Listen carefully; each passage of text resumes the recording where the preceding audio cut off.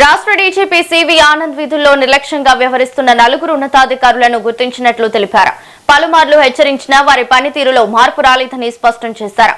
తీరు మార్చుకోకపోతే కఠినమైన శాఖాపరమైన చర్యలు, డిపార్ట్మెంటల్ యాక్షన్ ఉంటాయని తీవ్ర స్థానికులు హెచ్చరించారు. ఇక వీడియో కాన్ఫరెన్స్లు, సమీక్ష సమావేశాల్లో పదే ఆశలు ఇప్పించినప్పటికీ పనితీరు మార్చుకొని నలుగురు అధికారులను రాష్ట్ర వ్యాప్తంగా గుర్తు చేశారు.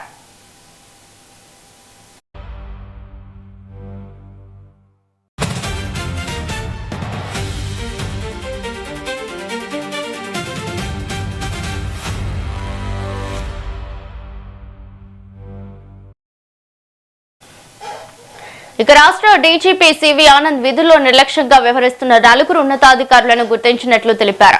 పలుమార్లు హెచ్చరించినా వారి పనితీరులో మార్పు రాలేదని స్పష్టం చేస్తూ తీరు మార్చుకోకపోతే కఠినమైన శాఖాపరమైన చర్యలు, డిపార్ట్మెంటల్ యాక్షన్ ఉంటాయని తీవ్ర స్థానికలు వ్యక్తం చేశారు. వీడియో కాన్ఫరెన్స్లు, సమీక్ష సమావేశాల్లో పదే ఆదేశాలు ఇచ్చినప్పటికీ పనితీరు మార్చుకొని నలుగురు అధికారులను రాష్ట్ర వ్యాప్తంగా గుర్తించారు.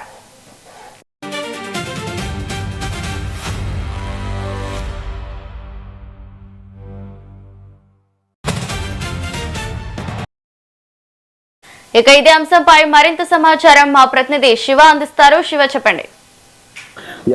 తెలంగాణ పోలీస్ శాఖలో డీజీపీ సివి ఆనంద్ చేసిన వ్యాఖ్యలైతే సంచలనంగా మారాయి. ఇటు పోలీస్ శాఖలోని నలుగురు అధికారులు తీరు సరిగ్గా లేదని కూడా డీజీపీ అయితే అసంతృప్తి వ్యక్తం చేశారు.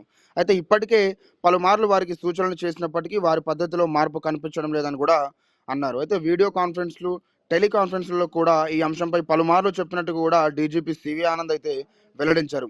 అయినప్పటికీ సంబంధిత అధికారులు తమ వ్యవహార శైలిని మార్చుకోవాలి లేదా కోరుకున్నారు. అయితే ఇకనైనా పద్ధతి మార్చుకోకపోతే కఠిన చర్యలు తప్పవని కూడా ఆయన స్పష్టం చేశారు. అయితే డీజీపీ చేసిన ఈ వ్యాఖ్యలు పోలీస్ శాఖలో చర్చగా మొదలైంది.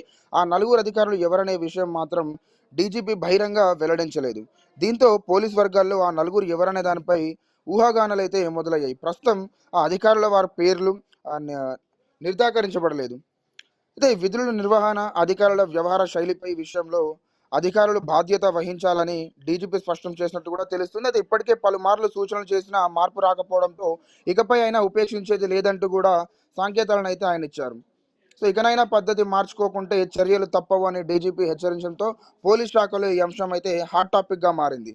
ఇటు చూసినట్టయితే 1991 బ్యాచ్ కు చెందిన సివి ఆనంద్ 2026 మే 1న అయితే తెలంగాణ డీజీపీగా అయితే బాధ్యతలు స్వీకరించారు. అయితే ఆ పోలీస్ వింగ్ లో సైబర్ నేరాలు, డ్రగ్స్ ట్రాఫికింగ్, క్రైమ్ కంట్రోల్ వంటి అంశాలపైన కూడా ప్రత్యేక దృష్టి పెడుతున్నట్టు కూడా బాధ్యతలు చేపట్టిన సమయంలో ఆయన తెలిపారు. ఇప్పటికే పోలీస్ శాఖలో నలుగురు ఉన్నతాధికారుల పనితీరుపై బహిరంగ హెచ్చరికలు చేయడం చర్చనీయాంశంగా మారింది. వారు ఎవరు, వారిపై ఎలాంటి చర్చలు కూడా తీసుకుంటారనే అంశంపైన కూడా ఇప్పుడు ఆసక్తికరంగా మారింది. Shiva, thank you.